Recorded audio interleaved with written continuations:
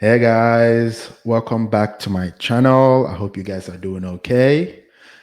Today we're gonna be it's been it's been a roller coaster this past couple of weeks. After the Trump and Biden debate, the Democrats and the liberal media, they have been in complete chaos. But there's something strange that is happening. I'm seeing today. CNN, they are moving in strange, very unpredictable, strange ways now. They are actually turning on Biden. CNN is a liberal, like a renowned liberal media, but they are turning on Biden now. They are making hit videos about him, saying all kinds of stuff about him, yelling at the top of their lungs that he should drop out.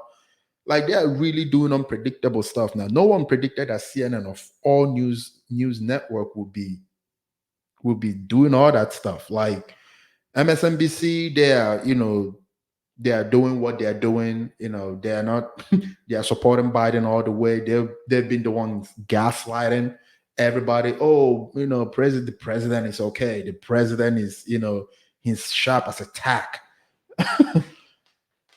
But CNN is doing something different. The I saw this video where I think her name is Dana Bash, one of the CNN anchors.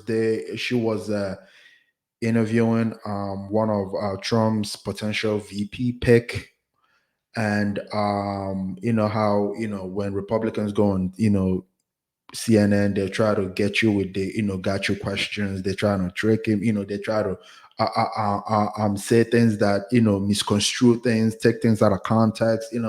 But I think this dude gave her a run for her money because I saw a little bit of it, but I wanted to do a full video reaction with you guys. So without further ado, let's just get into it. Set to be officially nominated at the Republican National Convention next week, where Trump has also said that he will announce his vice presidential pick. Here with me now from Miami is one of the top contenders, Senator Marco Rubio. Thank you so much for being here this morning. I want to start by looking ahead to just what's going to happen in the next couple of days for the GOP in Milwaukee, and that is delegates are meeting to adopt the 2024 party platform. Now, for 4 decades, the Republican Party's platform endorsed a national abortion ban. Donald Trump opposes that, as you well know. He thinks it should be left to the states. There are a lot of conservative groups who are not happy about the potential to change the platform. Do you support changing the official party platform to Trump's position that it should be a state issue? Well, I think our platform has to reflect our nominee. And our nominee's position actually happens to be one grounded in reality. The reality of it is the Supreme Court overturned Roe v. Wade. And what that basically means is that now it's not states, it's voters at individual states who will get to decide how and to what level they want to restrict abortion, if at all. Some states will have restrictions, some states will not. And so I hope that our platform will reflect our nominee. I also think it's important to remember the Democrats, their last platform, basically endorsed abortion paid for by taxpayers at any time without any restrictions. So I think really the question here is whether they are going to have a radical plank of their platform that basically requires Americans to pay for abortions at any time for any reason up until the moment of birth. That was their platform 4 years ago. Let's see what it looks like now when they meet again. I'm not sure that's entirely true, but I want to focus, if I may. What state, if you don't like, I've never understood, and I hear the liberal news network actually say this out loud every time that the Republicans, the conservative, they want to put a blanket nationwide abortion ban. I've never heard that before. I've never heard anyone say that before. Like, complete, throw it out. I've never heard anyone say that before. Trump just returned it back to the states. Now, if you want to be deleting your child, you know, every day, every single week, you can vote for it. Now it's in the power of the people. You can vote for it. If you don't want to have it in your state, you can also vote for it. No one wants a blanket ban. I've never heard that before. And they keep throwing this out. I've never heard that before. Anyway, let's keep going. May, on what Oh, it your is. party is doing.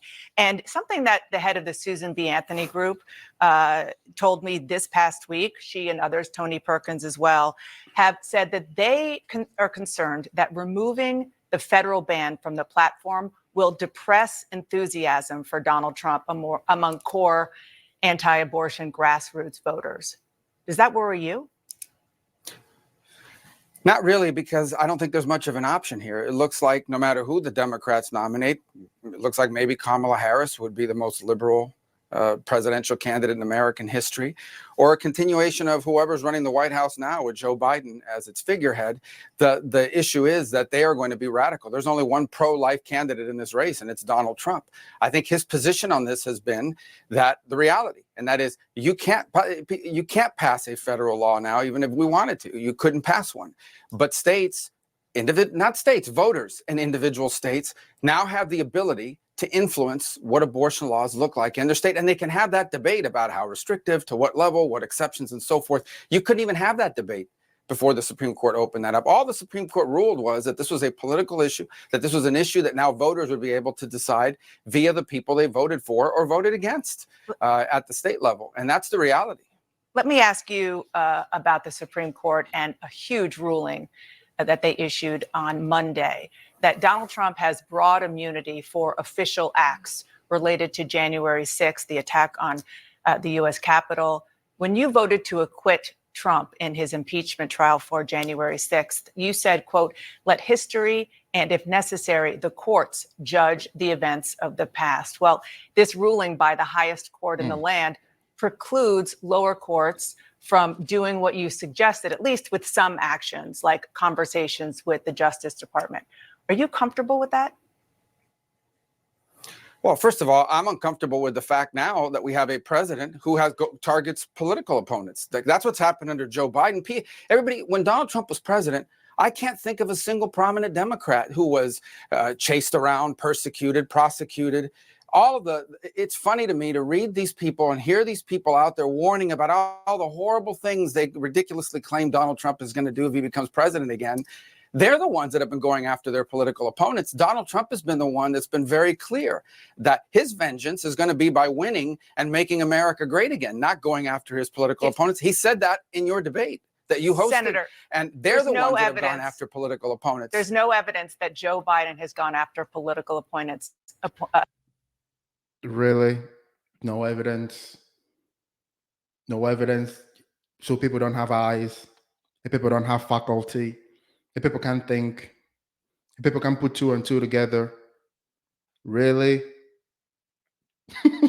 Really? You know, these people, they actually think that everyone is just stupid. You know, you are being told what to do, what to say, what to think. That's how they see American citizens. I mean, this is ridiculous. You're telling me there's no evidence. There's no evidence. Really? There's no evidence. You make up some bogus. Anyway, I don't even want to get into it. Like, I've talked about it a lot. I don't want to get into it.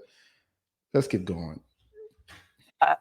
Opponents. His Justice Department. Well, the evidence is in the headlines every day. Well, the every Justice day you open up, Department is another also Republican going after going to jail somewhere. Democrat. Your colleague Bob Menendez is in trial right now. So there's no evidence that Joe Biden is specifically going after. And my question for you, as a Republican, well, they only who go could after potentially Democrats. They don't do everything the Democrats want them to do. On the ticket, is whether you are comfortable with the way that the Supreme Court ruled, and frankly, not just about January 6th and about the potential for what Donald Trump could do with that power, but any president in the future, Democrat or Republican. It's a big precedent that the Supreme Court set.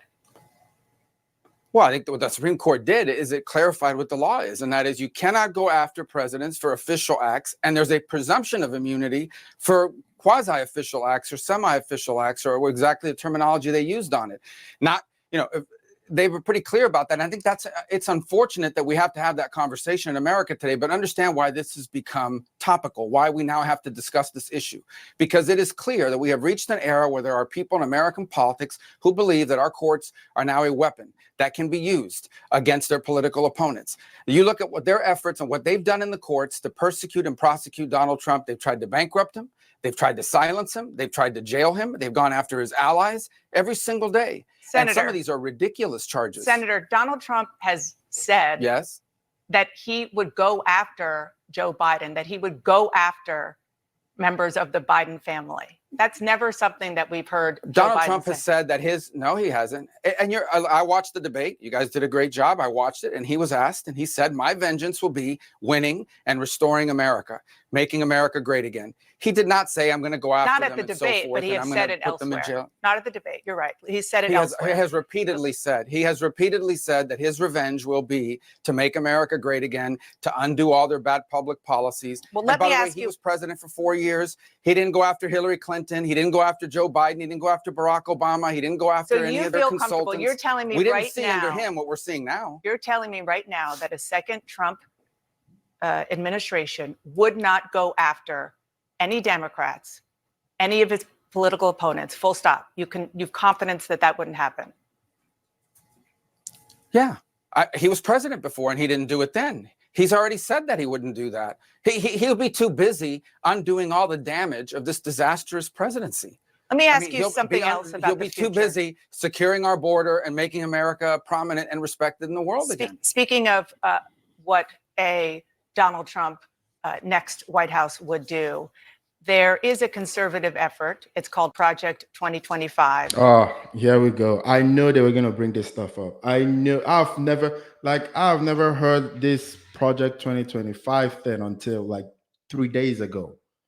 It's all over. Like I think the liberal media, they now want to change the conversation from the disaster that is Joe Biden to, the conservative and Donald Trump and Project 2025. Like, what the hell does that even mean? I've read it. It's all a bunch of, few things they said there was nuts, but like, and Donald Trump has distanced himself out of it. He said he doesn't even know these people. He hasn't even heard of them until like a couple of months ago. And they keep trying to trying to attach this thing to Donald Trump because they know that that's the only way they can. They're just trying to change the conversation. Let's not talk about Biden. Let's talk about Trump and Project 2025. This is pathetic, and it's just pathetic. It's just pathetic. It's just pathetic. And it includes several former Trump administration officials. They are arguing, and they have in their platform, if you will, to purge thousands of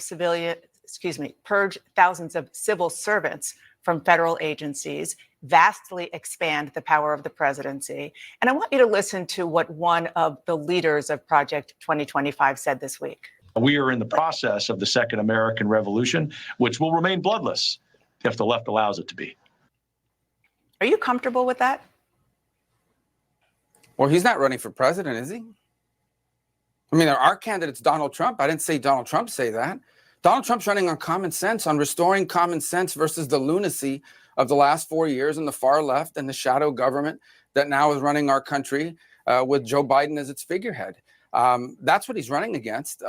Think tanks do think tank stuff. They come up with ideas. They say things. I like Heritage Foundation. I agree with some of the things they stand for, but there's a bunch of scholars and people that turn around and work on different projects. But our candidate for president is Donald Trump. Mm-hmm. And Donald Trump is running on restoring common sense, working class values, and making our decisions on the basis of that, not on ideological lunacy, which is what we've seen over the last 4 years under Joe Biden. Is that what Project 2025 is? Is it ideological lunacy?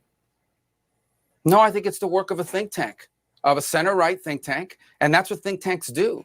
I can assure you, I don't have them with me today, but I've seen plenty of write-ups, frankly, not just from left-wing think tanks, but from columnists and others who are opinion writers who have actually come up with crazy ideas that are now the policies of the United States under Joe Biden. Things like, I don't know, letting people into our country and releasing them because there's no danger. Now we see that there is danger. Things like attacking American energy. And as a result, now the cost of living for all Americans has gone up. Those are radical ideas that began in the faculty clubs and in the think tanks of the far left that are now the policy and the laws of the United States in 2024. Yeah. Just for the record, the numbers at the border are the lowest now than since 2021. But I want to ask the question right now. 10 million people are in our country illegally. They're murdering people every day. Just 8 days from now, the Republican convention begins. Donald Trump is expected to announce his vice president. He's holding a rally in Florida on Tuesday. What's the latest that you have heard? Any meetings, any conversations? Well, like I would tell you on television today. Why not? Look, I've heard nothing. I know nothing, and you probably know more than I do about it. Donald Trump has a decision to make. He'll make it when he needs to make it. He'll make a good decision. I know for certain that I will be out there over the next 3 or 4 months working on behalf of his campaign in some capacity. I know that I'll be in the Senate and I'll have an opportunity to continue to do that. And either way, all I care about at this point and what I care about the most is that we can't afford another 4 years like the last 4. And I'm willing to help in any way I can. And but as far as making an announcement, that's up to him and their campaign. And I don't have one for you this morning, that's for sure.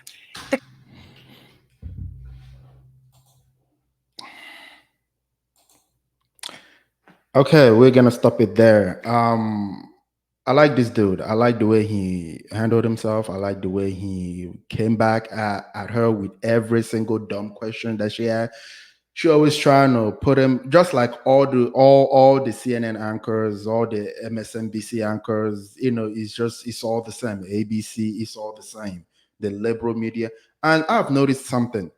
You don't see all these liberal progressives go on Fox News Nation. You don't see them go over there. But every time you see Republicans coming on liberal media networks, every time Donald Trump will go. How many times have he been on CNN? When he was president in 2016, he will go on interview, one-on-one interview with CNN. He would do with MSNBC. He would do, like, he was everywhere. Biden, I mean, we know now why he wasn't taking interviews. We know now, but this man never even, I'm not even sure whether he campaigned. He ran on BLM. he ran on BLM. George Floyd probably gave him the presidency. As funny as that sounds, but I mean, yeah, I like him. If he's, I don't know, how he's gonna be if he becomes the VP pick, but I like him.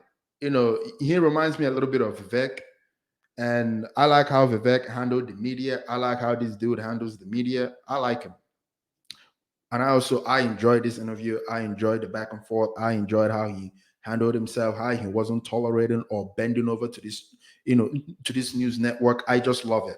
Anyway, if you like the video, please hit the like button, hit the share button, leave your comments down below. I'll always love to read them. And if you may, please subscribe.